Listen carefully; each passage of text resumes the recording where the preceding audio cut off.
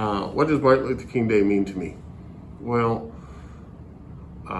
growing up, you always heard that speech, "I have a dream," and you saw the different boys and girls together, and you always wondered about the meaning.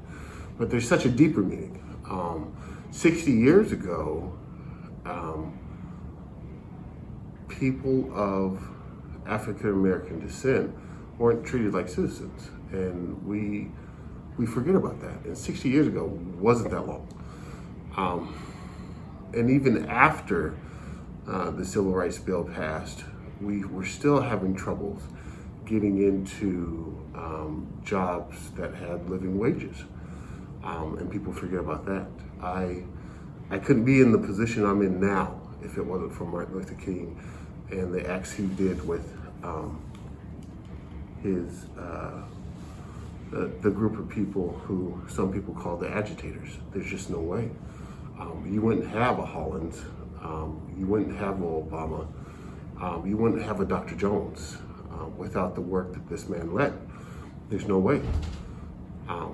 So what does Martin Luther King's birthday celebration mean to me? It means to celebrate me having the choice to be all I can be. It celebrates me being able to say, I'm an American citizen, and that means something, that I can truly go and reach out to fulfill any dream I might have in place. It means when I tell you, you can be anything you want to be, I'm not lying to you. It means that our cultures are coming together in unity to build a bigger and better America. I mean, that's what it truly means. So, how do you celebrate Martin Luther King Day? Well, I think you celebrate it by dreaming. I think you celebrate it by either helping to fulfill your dream through research or acts, or trying to help fulfill somebody else's dream. I know my family always goes out and we serve on that day, and we do it in different ways. But we go out and serve on Martin Luther King's Day, because without him, there would be no, I wouldn't have fulfilled one of my dreams, and that's to be the principal of Roosevelt. There's just no way. So go out and serve. Go out and be an agitator. Dream big, because this is what this day is all about.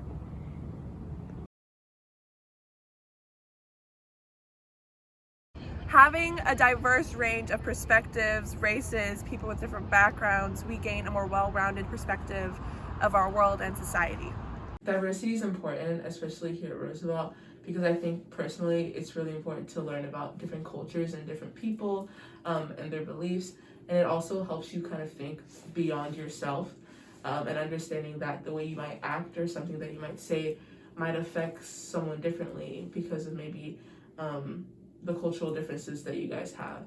And I think it helps with understanding your community a bit better, just being a lot more open-minded. And so I think when you're brought up in a very diverse place, it's not as intimidating to want to branch out and talk to different people when you get out there. I don't want to say in the real world, but out there in the real world. To me, diversity helps us expand our perspective on the world around us. Interacting with people who come from different backgrounds and worldviews not only help us grow as individuals, but help us become more capable of being inclusive and empathetic to anyone within our community. The love and understanding of all people. We gain freedom, hope, and spirit for the school.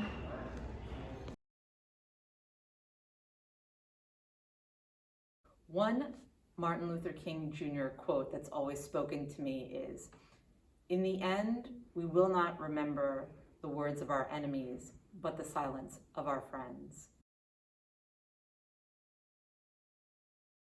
I feel belong with my friends and be at the school and hang out with the friends and seeing my friends and an inclusive community. For me to feel like I belong, I'm respected by the people around me. My identity is seen and valued, and I trust that the people around me are also supporting marginalized communities.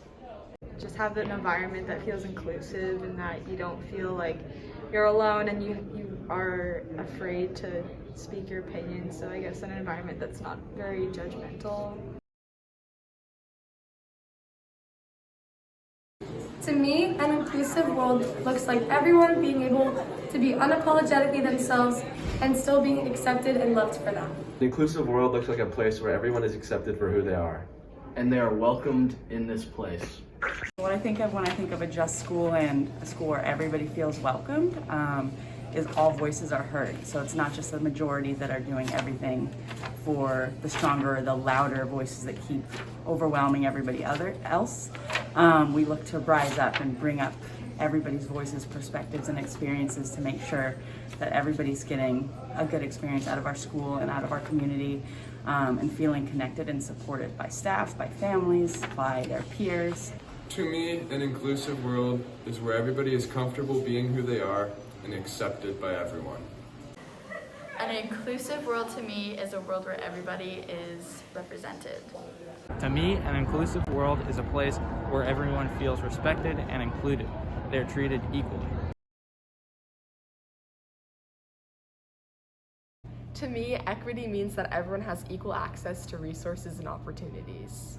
I think equity looks like taking into account people's given circumstances when distributing really anything. And instead of equality, which is giving everyone the exact same regardless of any place that they're in, equity is more like looking at how people are living and what they're given systemically in order to assess how to distribute certain funds and services and things like that.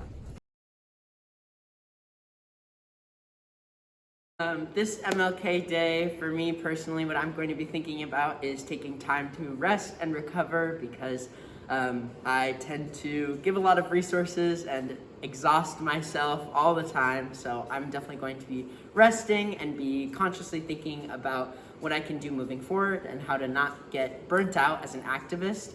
And I encourage everybody to do that as well. I think heroes are so important because they are about animating not just individuals, but entire groups behind beliefs and ideas, and here's what's possible, and here's the energy to do it. And I know with the Black Lives Matter movement, we had Alicia Garza and Patrisse Cullors and Opal Tatemi, and who have, they wanted to say that Black Lives Matter was leaderless, but there are so many powerful people that we need to stand up and stand behind and stand with. And Martin Luther King is a way that we are able to speak to that kind of power.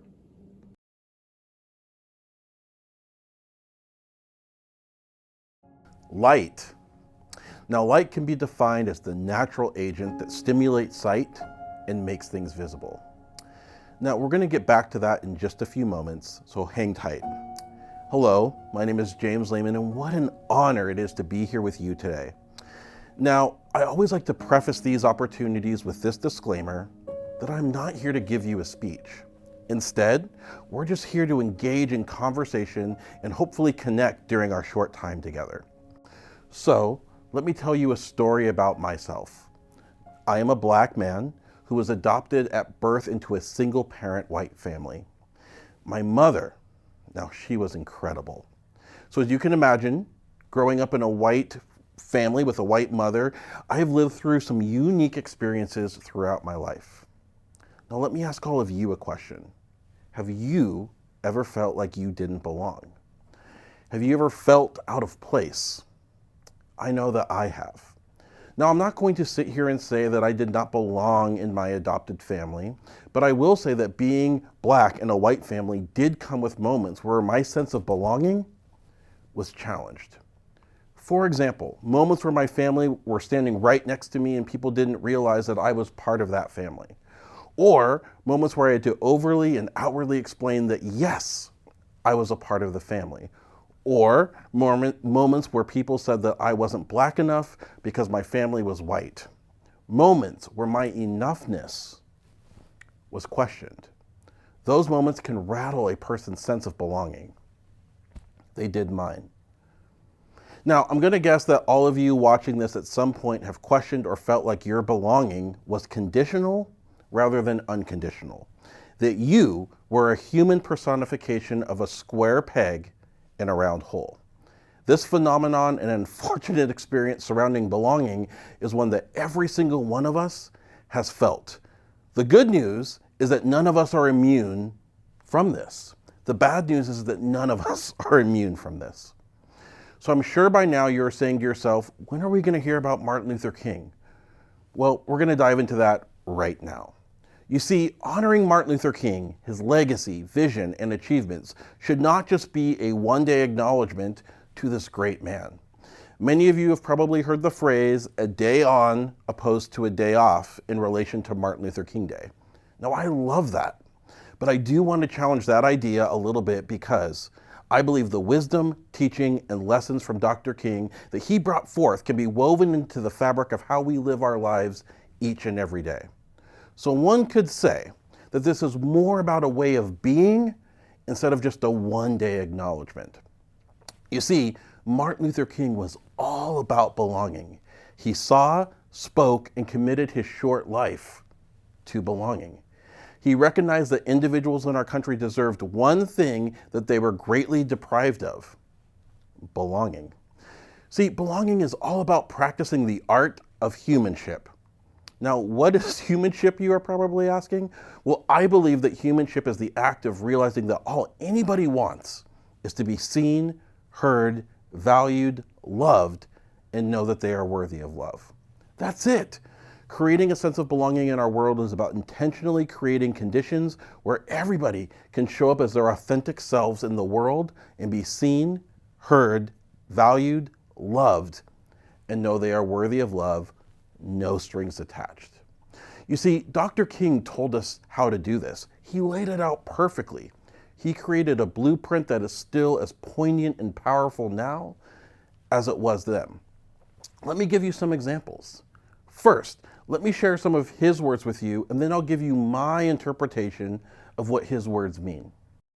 Dr. King said, we must rapidly begin the shift from a thing-oriented society to a person-oriented society. That shift from thing-oriented to person-oriented is a choice point presented to us thousands of times each day. The question is, what choices are we going to make to create spaces and places for others to belong? Now, my mother was famous for saying, James, we all make choices. The choices to treat others with love, acceptance, encouragement, and appreciation is one that you will not regret. Think about all the opportunities you have on a given day to make choices that can make another person's life better. These do not have to be ginormous acts, but instead can be small, intentional, meaningful acts that let others know that you care for and about them. Let's get back to Dr. King. Dr. King also said, this call for a worldwide fellowship that lifts neighborly concern beyond one's tribe, race, class, and nation, in reality is a call for all-embracing and unconditional love for all. That quote was further evidence that Dr. King was all about belonging. He told us to look beyond our comfort zones and find, recognize, and celebrate the humanity in and of others. He told us loudly and proudly that encouraging someone to be entirely themselves is the loudest way to love them.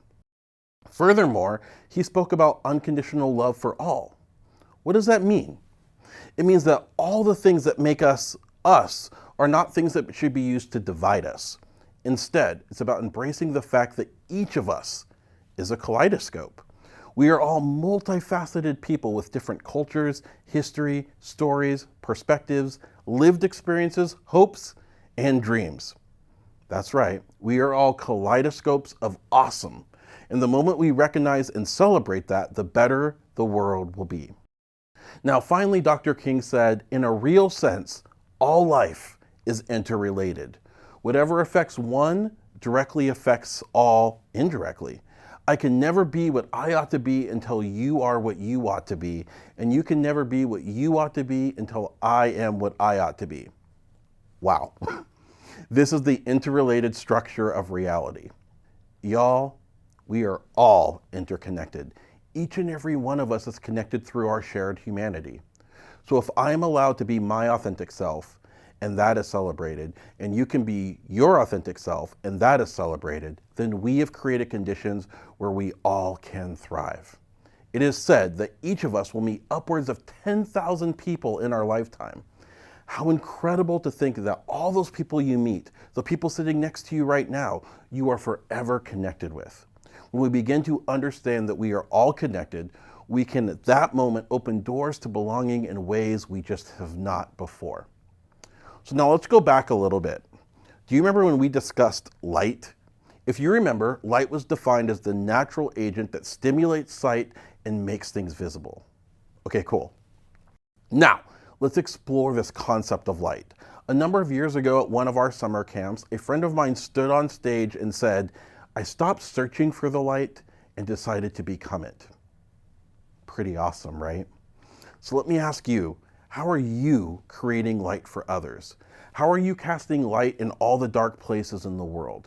How are you using your light to create hope and healing for others? How are you creating light so that others can find their way? This light that I am talking about is powerful. It is so powerful it can illuminate the entire world, and it is the secret sauce to belonging. It is the key to unlock our hearts and open them up to others. It allows us to see each other completely and not just what is on the surface.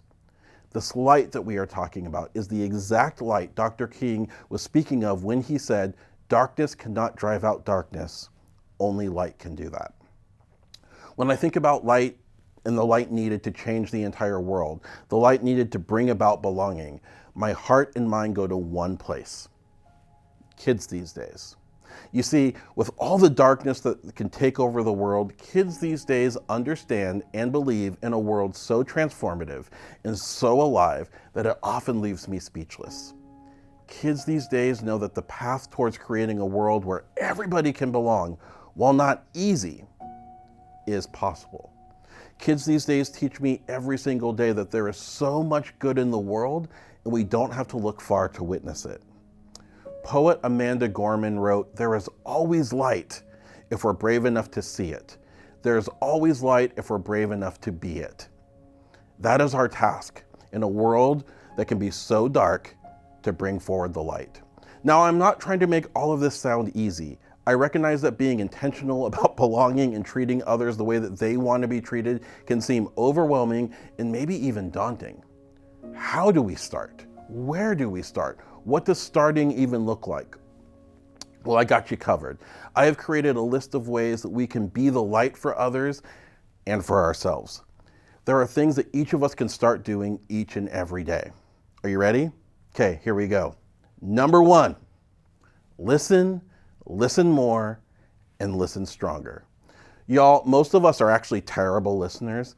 How many of you have tried to put a song on blast with the intent to listen, and when the song is over, you never even realized that you were paying attention to the song and it just went past you? It happens to all of us. Sadly, we do this to people far more than we care to admit. If we shift our thinking and treat listening as a privilege and a gift, we let others know that what they have to say is important. Secondly, tell me more. Those three words are game changers. When people share and we say, "Tell me more," we let them know that what they have to say is important and we are invested in what they are communicating. It also allows you to be curious. Curiosity with pure intentions is a beautiful way to let others know that you care about what they have to say. So the next time someone shares with you, try it. Say it with me right now. Tell me more. It will change the dynamics of so many of your conversations. Still with me? Okay, here we go. Number three, you are brilliant. Each of us is already brilliant. We need to stop thinking that achieving brilliance is something that we need to aspire to. Every single one of us is already brilliant. We came into the world that way. Each of us gets to use our brilliance in our own unique way to make the world a better place. So you heard it here, you are already brilliant. Next, you, along with every person you meet, are a gift and have gifts. What would happen if the way that we thought about each other shifted? What if we thought of each and every person as a gift and treated everybody as if they had gifts to share with the world? What if you thought about yourself in that equation as well? Often, we are the hardest on ourselves and fall into the trap of believing that we have nothing to offer the greater world. Let me tell you this right here and right now. That is just not true. I know for a fact that you have gifts, you have strengths, you have things that make you the most extraordinary and exceptional person in the world. As we've discussed a lot today, never let anyone dim your light, especially yourself. Next, take out the toxic. The toxic thoughts, feelings, and words we think and say about ourselves, and especially our others, we need to take out. Nobody can belong, and we cannot belong to ourselves if we are bathed in toxicity. Love, acceptance, and empathy towards ourselves and others begin the moment we take out the toxic. If the soundtrack of your life is riddled with toxicity, it's time to build a new playlist. Next, you are not a transformer. Often we think in order to transform the world, we need to be something bigger and better than we currently are in our natural state. You do not need to be anything other than the incredible person you already are to make a difference in the world. You have everything you need, everything as you are to be the light in the world. Next, we're going to honor the I am in you and honor the I am in others. Each of us is complex and multifaceted. None of us is just one thing. When we honor the many aspects that make each of us, we contribute to creating a sense of belonging for the world. Think about all the things that you are and celebrate them. Then make room for others to share all that they are as well.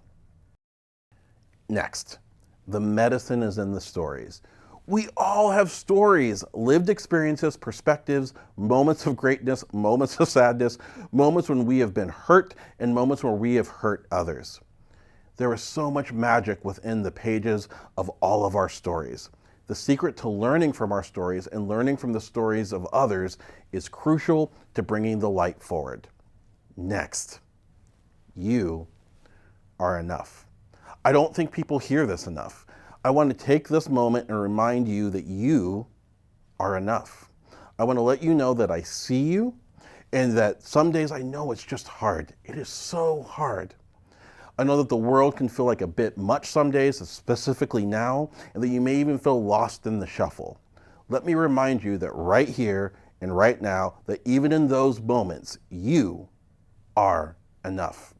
You have nothing to prove, nothing you need to accomplish to be enough. You, in all your brilliance, right here and right now, are enough. In the moments you may forget that, you let me know, and I'll remind you. Finally, everything we need to make positive change is already here. That's right. To create the change we want to see in the world, in our schools, and in our communities, you have everything you need with everything you have right here and right now. You are perfectly equipped to go out into the world and make it a place where others belong. Now, as we begin to bring our time together to an end, let us remember that this is not just about one day or even one man. Even though Dr. King's vision and message brought us together today, it's about a way of being compassionate, a way of being inclusive, a way of being empathetic, a way of being intentional about creating conditions, spaces, and places where belonging is vivid and vibrant. Remember, it's not about searching for the light, it's about being the light. In the face of darkness, we need to bring each other into the light. So to the kids these days out there, keep shining. Thank you all so much for giving me your time. I appreciate it, and I will see you soon. Hello, my name is Maddie Mielek, and I am your student body president. From the words of Dr. Martin Luther King Jr., hate cannot drive out hate. Only love can do that. Make a career of humanity. Commit yourself to the noble struggle for equal rights. You will make a better person of yourself, a greater nation of your country, and a finer world to live in. Whatever affects one directly affects all indirectly. For me, these three quotes embody who Martin Luther King was, what he said to the world all those years ago, and what his words and actions continue to embody to this day. All of us live in one community, the human race.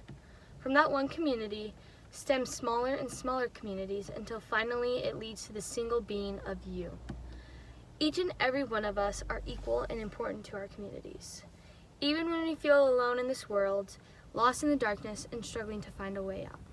Dr. King reminds us to be hopeful, that even on the darkest days, there is light at the end of the tunnel, and we are headed in the direction of positive change. With the questions we asked at the beginning of the assembly, I ask you to think about your own answers. What does justice mean to you? What does equity look like? What do we gain from diversity? What does an inclusive world look like? I know that each and every one of us can create the world we picture in our mind. It's a group effort and takes time and energy, but our goal of equity and equality in this world is attainable. Dr. King has shown that being a soldier for justice and fighting for equal rights creates a safe and welcoming community to everyone, no matter their identity. I now ask you to discuss the following questions in your classroom. Turn and talk to your neighbor. What did you think of James Layman's What did you think of what James Layman had to say about being the light? What part of the speech stuck out to you and why? What questions answered by students and staff spoke most to you? When thinking of MLK, what comes to mind? What impact do you want to leave in this world? Knowing that the people you encounter in your life are all connected to you, how does that change your perspective when talking to another person? Happy Martin Luther King Jr. Day, everybody.